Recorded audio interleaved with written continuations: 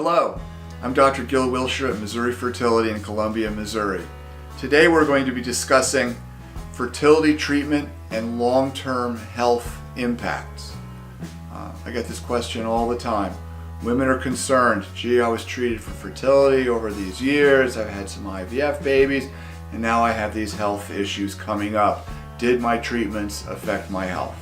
Well, these are very good questions, so let's discuss this issue. One aspect of fertility treatment is that we frequently give medications to produce more eggs. It's a common misperception that when we produce more eggs every month, that we're running down or we're using up the eggs in the pool that every woman has. And the answer to this is no. When we give medications such as injectable medicines to make lots of eggs, for example with in vitro fertilization, we are not getting more eggs to grow. We are taking the eggs that are already waking up and getting ready to grow, and we're promoting growth for all of them. Kind of like a rising tide raises all ships. So we're not depleting the number of eggs, even though it seems like we might be doing that. So are we bringing on early menopause with treatments? Probably not. Second problem with this, or difficulty with this whole field of inquiry, is that it will be almost impossible to prove connections between fertility treatments and adverse outcomes in the long term. Let me explain a little better. To prove something in medicine, you need to do something to one group and not to another group, and follow them over years and see what happens. You can see in practical terms that will never happen with fertility treatments. We're not going to give half of the patients that come to us placebos or sham treatments. We're going to treat everybody. So when you see in studies that maybe there's a link between a problem and fertility treatments, what you're looking at is associations, or a process called epidemiology. You give some women questionnaires and you go back and you see, well, how often did a woman experience this or eat this or was treated with this, and you look for associations. Are there increased risks of an outcome associated with a particular medication or particular treatment? These may show small percentage changes, but the problem with epidemiology, unless you see a huge change in outcomes, a 3 or 4-fold increase in something, then the associations are weak and usually meaningless. This is what I call pseudoscience. There is no science that shows causality. Associations are not causality. One of my favorite associations not showing causality is a fire.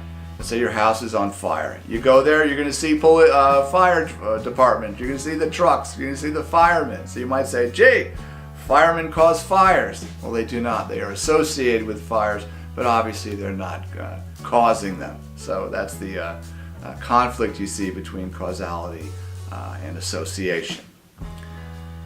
A third issue you need to understand is that chronic diseases and health conditions are associated or increase fertility or subfertility.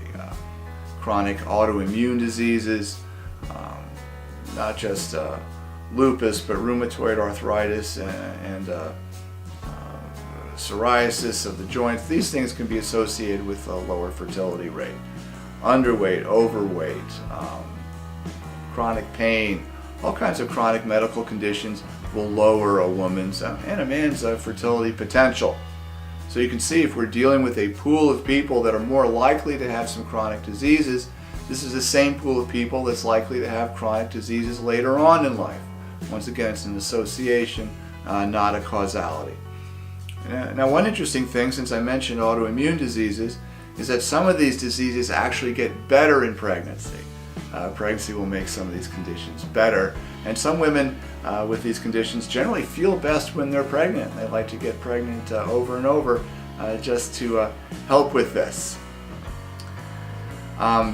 Pregnancy does decrease risk of some cancers, and nursing, particularly longer than a year, may decrease risk of breast cancer as well. So there are benefits of pregnancy, and it's very difficult to weigh the risks and benefits and extrapolate them over the long term. Very difficult to do. So, if you are having health problems and you underwent fertility treatment, The natural question is, did my fertility treatments cause my problems?